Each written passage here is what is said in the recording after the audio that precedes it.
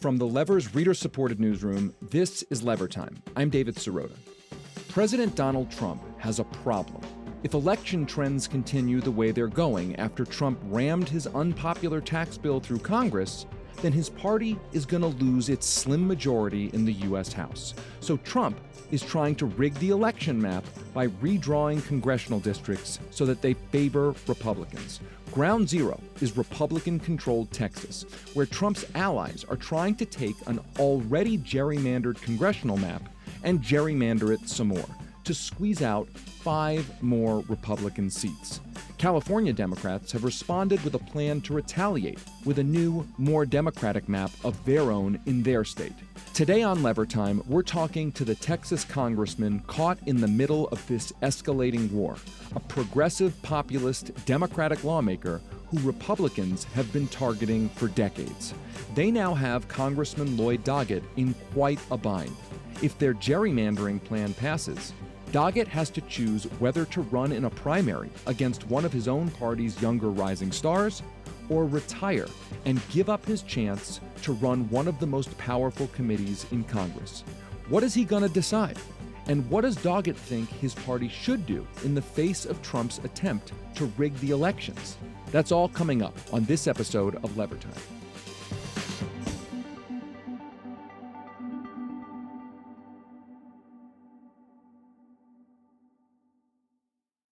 The stars at night are big and bright. Deep in the heart of Texas. Texas has always been a point of fascination, a place of cowboys, oil rigs, and Pee Wee Herman's big adventure hunting for the basement of the Alamo. It's the kind of place whose own tourism ads have held the state out as fundamentally different than the rest of America. You'd know why we say Texas is like a whole other country. When it comes to politics, that's actually kind of true. Over the last 25 years, Texas has bred a unique and intense kind of Republican bravado. To those who would malign our state for political gain, don't mess with Texas. So it's hardly a surprise that in Donald Trump's desperate attempt to hold on to power in the 2026 midterm elections, Texas is where he's making his biggest power play of all. We have an opportunity in Texas to pick up 5 seats, and I won Texas. I got the highest vote in the history of Texas, as you probably know, and we are entitled to 5 more seats. I don't know. Trump's weapon of choice is redrawn congressional district maps in Republican states, so that the districts are drawn not necessarily to reflect cohesive communities or fair representation, but instead are chopped up in ways to maximize Republican chances of winning House seats.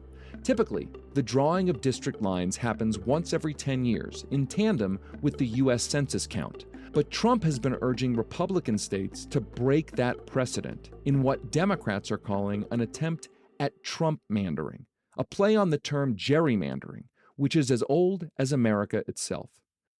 That word, gerrymander, was first coined all the way back in 1812, when Elbridge Gerry, then the governor of Massachusetts, created a district in the Boston area to win his own party more representation.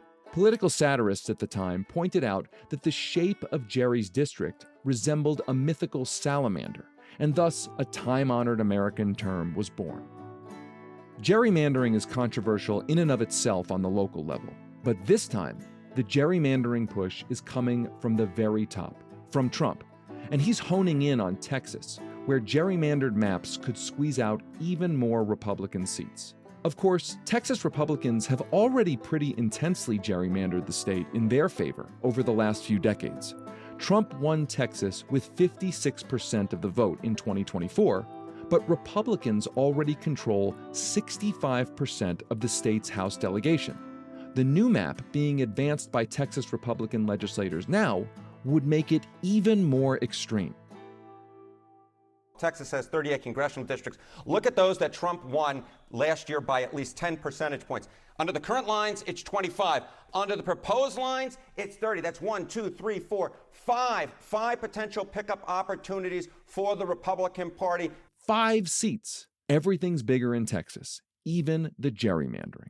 If the new Texas maps are approved, Republicans would control 79% of the state's House seats in a state where, again, they only won 56% of the presidential vote. So, how exactly can Republicans gerrymander Texas that badly? Well, one tactic is to draw map lines that corral as many Democratic communities into just a few districts, a tactic known by election nerds as a vote sink. One of those new vote sinks would be the city of Austin, a Democratic stronghold. 14 years ago, Republicans gerrymandered the state map in a different way, splitting Austin up and putting its little pieces into several Republican districts. But since then, those Republican districts have become more Democratic, making their House elections more competitive. So Republicans are now trying to do the opposite. Their new proposed map carves Democratic areas out of those districts surrounding Austin and lumps them all into one new Austin district. The end result?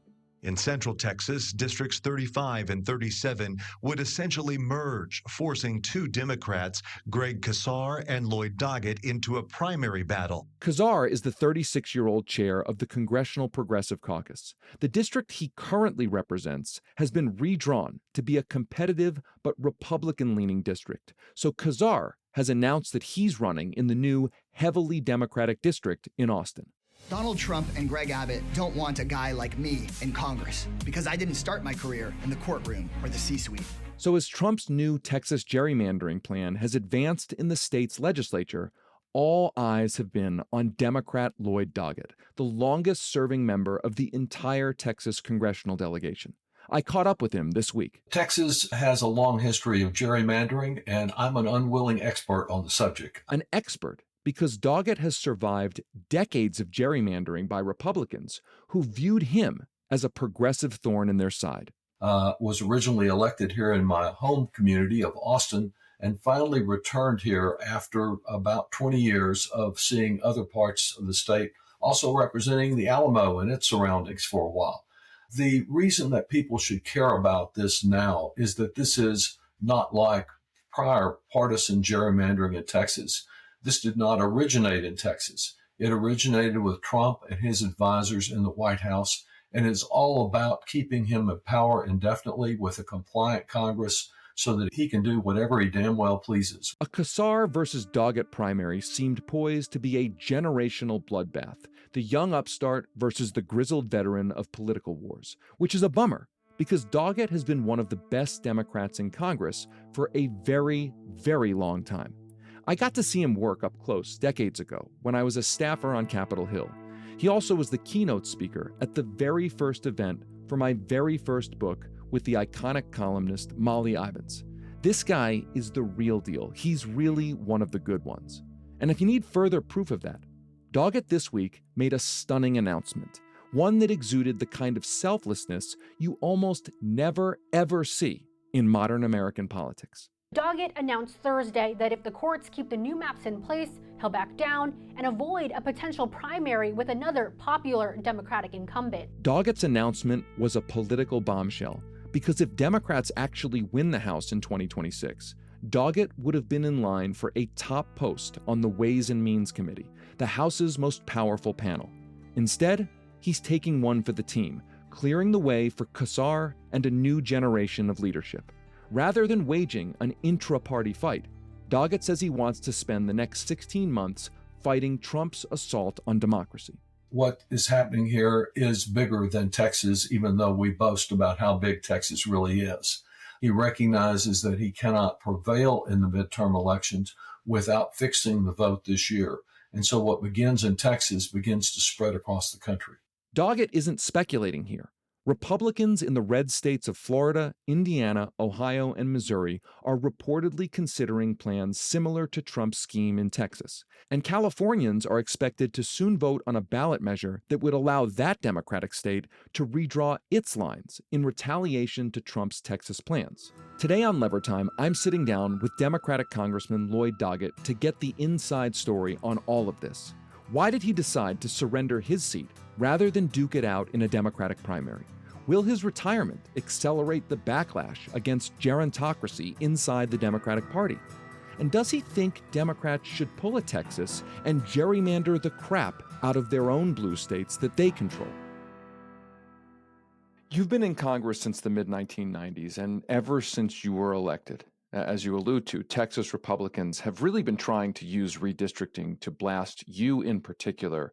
They've really focused in on you. Like every time there's been redistricting, they've tried to carve up Austin a million different ways. I guess talk to us about why you believe this situation is different beyond just Trump being involved. I mean, I think people don't understand that this is supposed to happen every 10 years. What's so different about this? Well, they tried to eliminate me, and they tried to eliminate any Democrat in prior redistricting measures, but not to the extreme level that they've done this time. Yes, I think they particularly wanted to get rid of me as a leading progressive voice, and also to deny the city of Austin any representation in the Congress.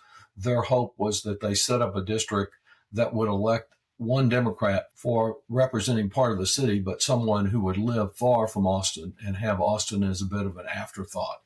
And what has happened this time is unique because in the past, that's been from Texas Republicans. This plan is not from Texas Republicans. I'm not sure that some of them really wanted it. They just lacked the courage to stand up to Donald Trump.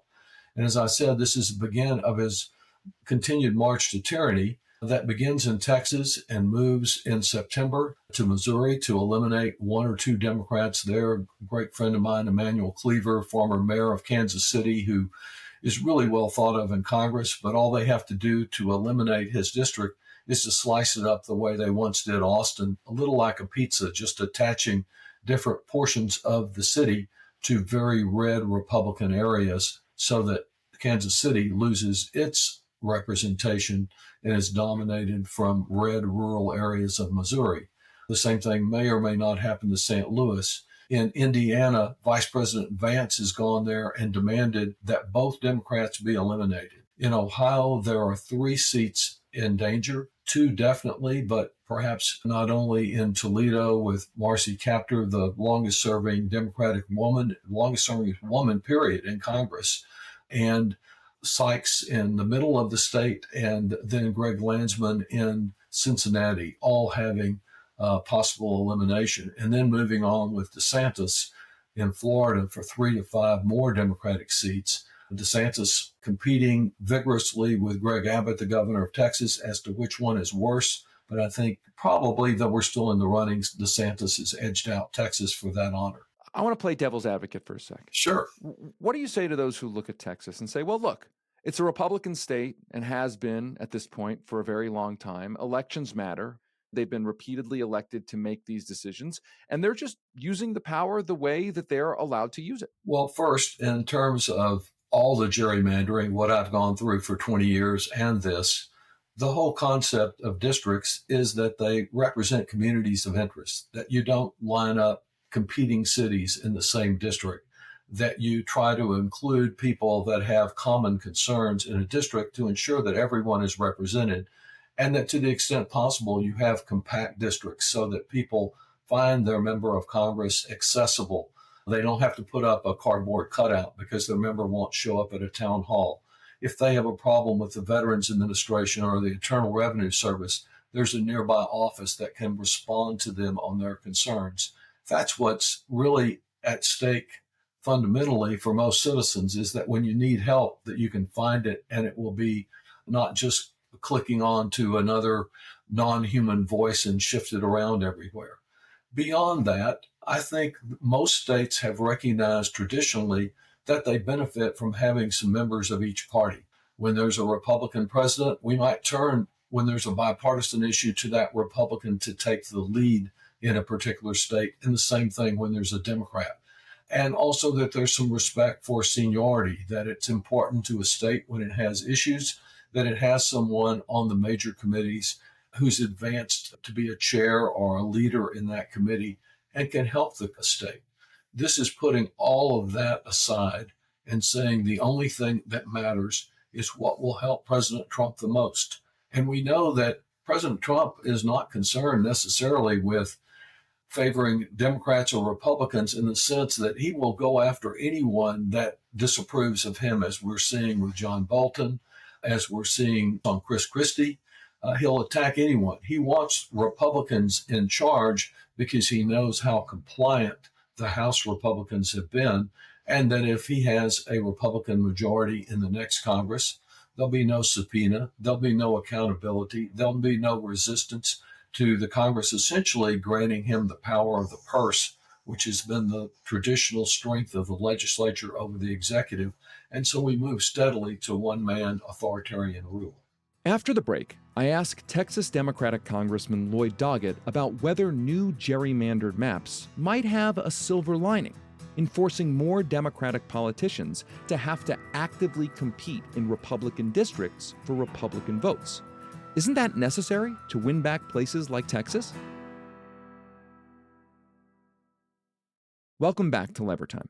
What about the argument that a map like the new Texas map or any of the other maps that you've talked about might actually make Democrats compete for Republican votes in a way that they haven't had to compete before? In other words, if the playing field is different, if they're rigging the playing field, does that have some silver lining in compelling Democrats to compete for those Republican voters in a different way? Well, in a state like Texas, of course, we do need to compete for Republican voters and for independent voters, in addition to trying to get non-voting Democrats out.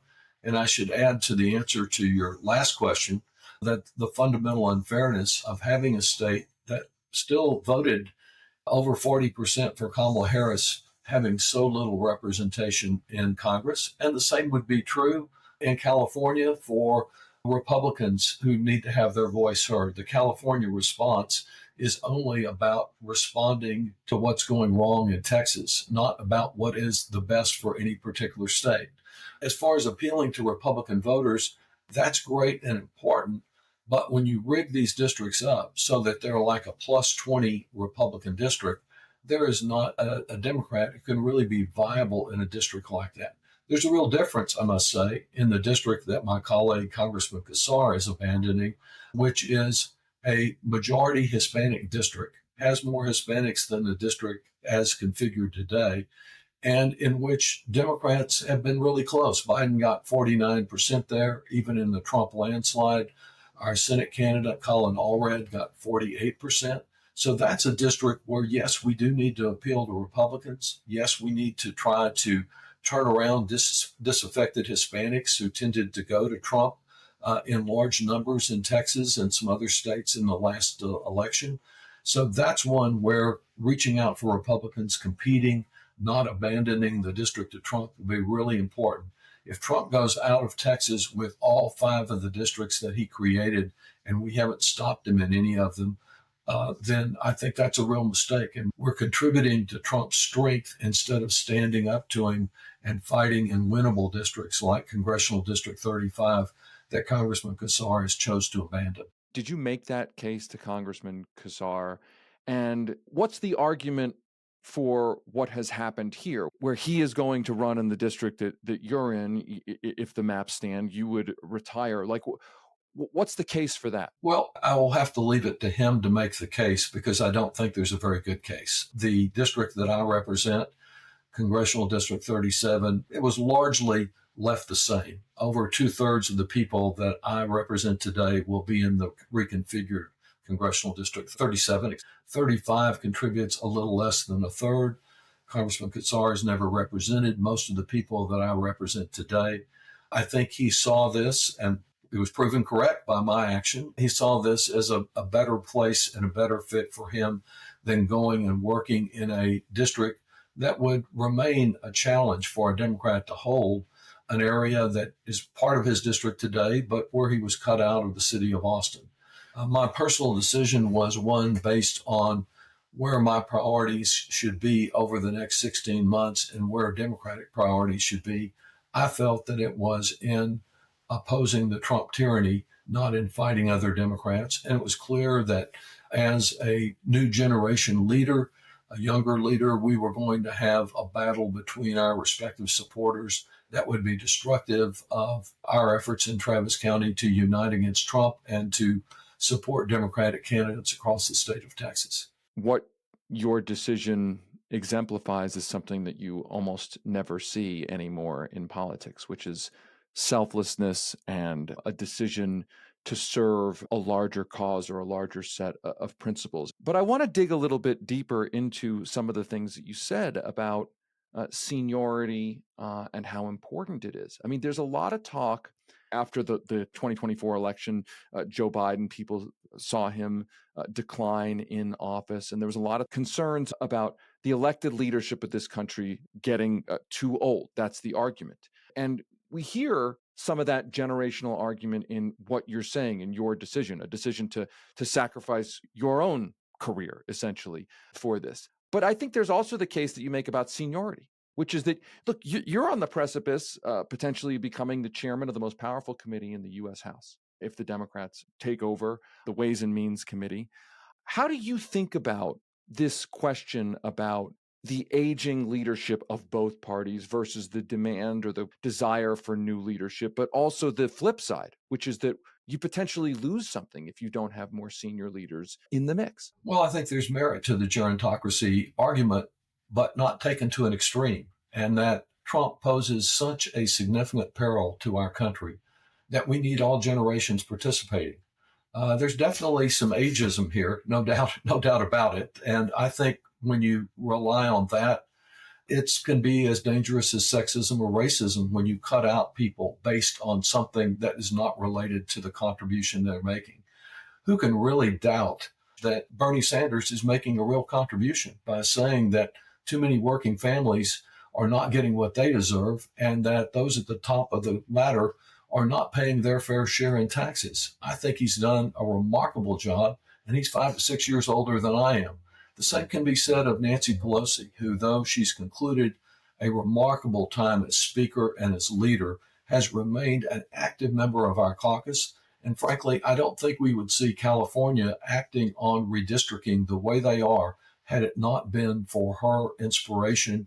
I see someone like, and I know, David, years back, you and I met when you were working for the chair of the leader of our Appropriations Committee, the great David Ovey from Wisconsin.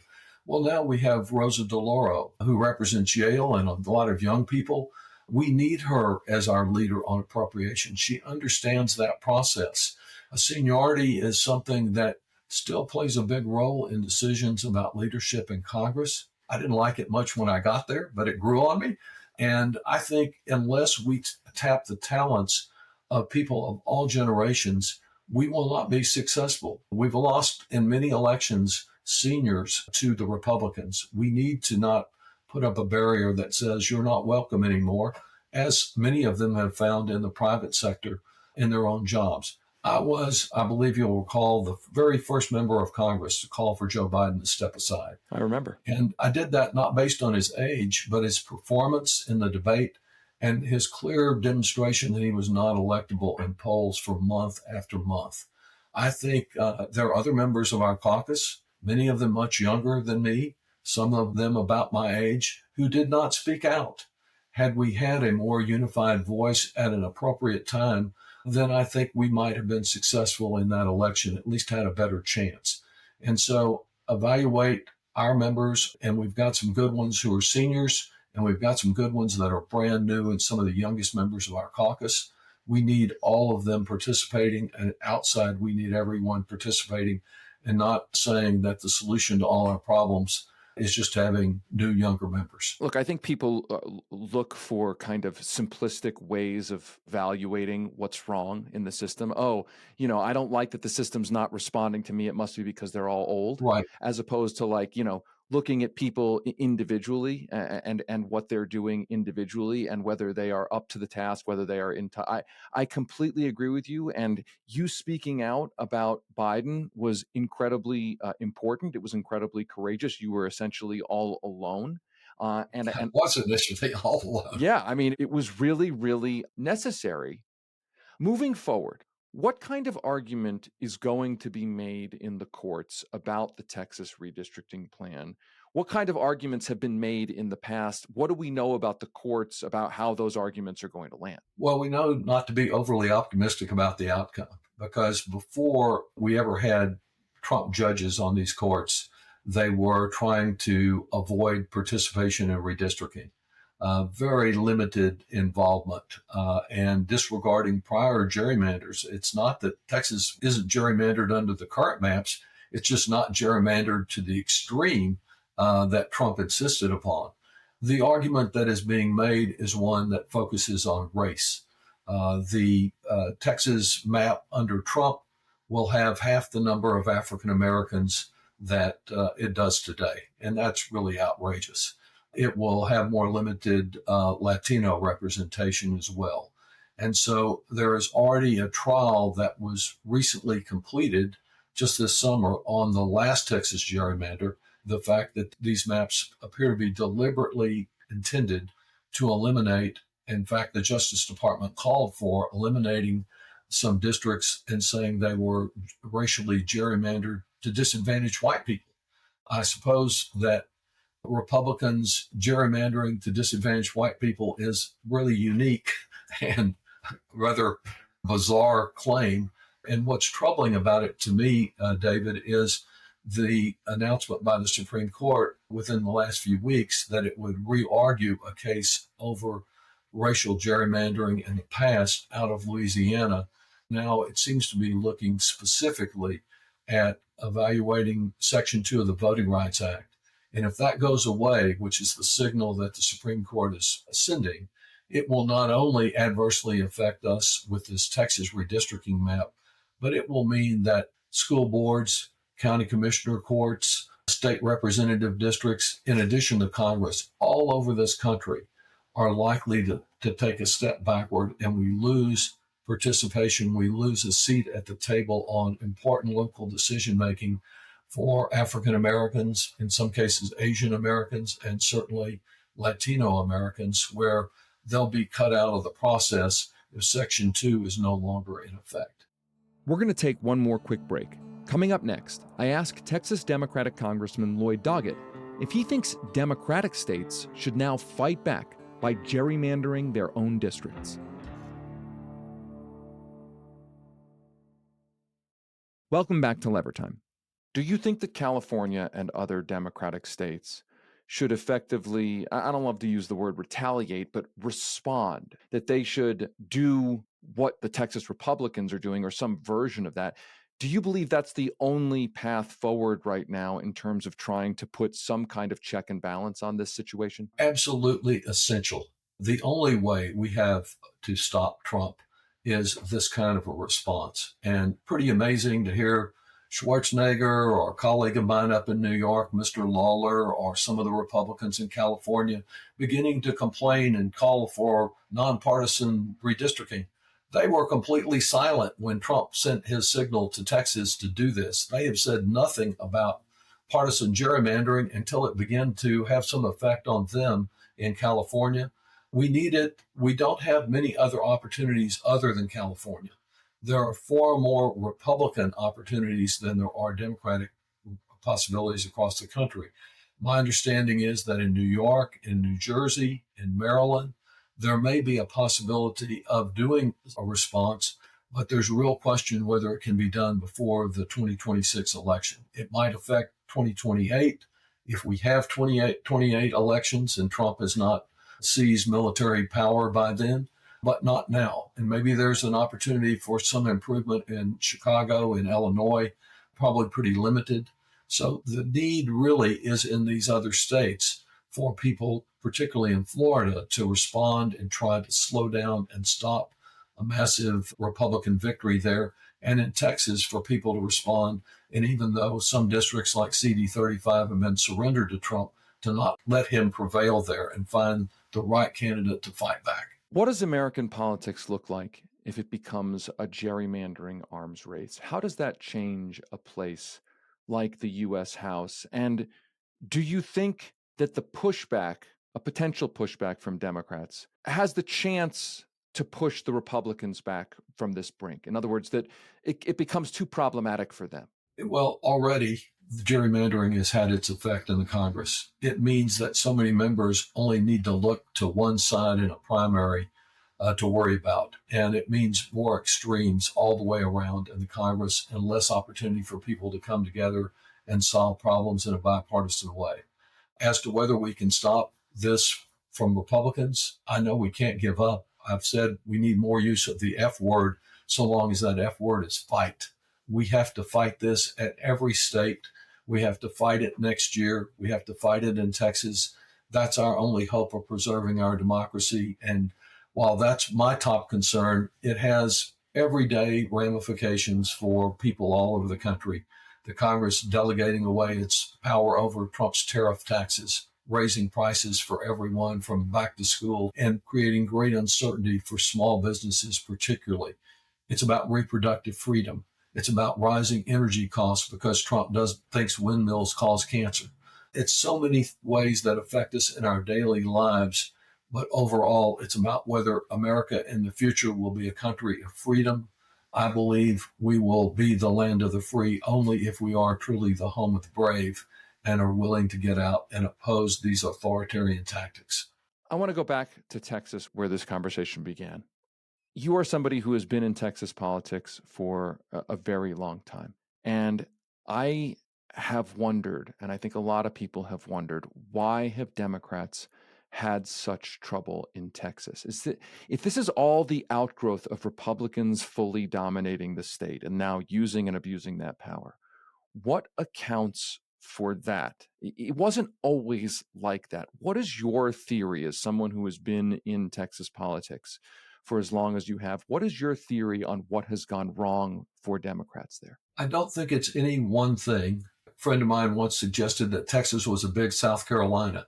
But South Carolina has at times, and Louisiana has at times had Democratic state leaders, even Oklahoma. I think the difference there is money. We know the corrupting influence of money in politics, and Texas is a whole nother country. It's 21 plus media markets that people have to spend money in. It costs tens of millions of dollars to be successful here in the state of Texas. I think that's one of the biggest factors. Texas traditionally has had a conflict between, going back to the 50s, the 40s, between the Shivercrats and the Yarbocrats, between more progressive, labor-oriented Democrats and more conservative Democrats, some of whom began supporting Republican candidates and then became the dominant Republican Party. I think that we have been perceived as not speaking to issues that affect Democratic working families in their daily lives. And as important and as supportive as I am of some of the issues that took center place in the last election, to see that vulnerable groups were not marginalized, in talking about them frequently, sometimes other Americans felt they weren't being talked about and their priorities were not being reached. So I think all-encompassing message on economic issues is really important to bringing these folks back to our side without for a moment abandoning our core values. One last question. You were elected in 1994, one of the few Democrats to win office in a year that many pinpoint as the beginning of the modern Republican revolution that ultimately led to Donald Trump. The big picture question for you is this. When you look back on that time, how did we get to this dark moment? Is Donald Trump the symptom of an underlying problem? And if you could wave a wand, what are the key things that need to be done to pull us back from the brink, knowing what you know about how our political system works? Well, that's a tough question. There are many things that I would like to have seen done differently, that I would like to have seen our party more identified with working families. We have a big tent, and corporate influence within the Democratic Party has been a problem as well. I would like to see a party that is focused on working families and their daily needs. And that includes doing things like removing the stranglehold that Big Pharma has on the Congress and not responding in a strong and effective way to prescription price gouging. It involves having a tax system that is fair to all people so that we don't have the corner pharmacy paying a higher tax rate than some big pharmaceutical company, and we don't have a working family having to pay a higher tax rate than the biggest multinationals in our country. So I would want a restructured party and think that some of the failure of our responding on some of these issues and clearly delineating ourselves from the Republicans has cost us votes in the past. As far as what I want now, I want, as indicated by my own decision, to step aside. If the courts don't rule in my favor, we need to be willing to make sacrifice, to do things to unite, to not drive people out of our party that aren't as progressive as we are, even though I believe on the whole we need to be a progressive force in this country. I think we need, in places like Texas, to pull in people that have not been with us in the past. That's the path forward. And I do believe, as I said at the outset, our country has never been in greater peril as far as our democracy. And if people aren't willing to make a little extra sacrifice, their time going out to register new neighbors, their time trying to convince people that haven't been with us in the past, then we will go downhill to a place like Hungary or Turkey or Egypt and lose our capacity or find ourselves with very few alternatives to stop a full Trump dictatorship. Congressman Lloyd Doggett has represented his hometown of Austin for over 50 years in both the Texas legislature and in the Congress. He's the longest-serving member of Texas's congressional delegation. Congressman Doggett, thank you so much for taking time with us. Thank you, David, for spreading this message and all your listeners. All the best. Thanks for listening to another episode of Lever Time. Lever Time is a production of The Lever.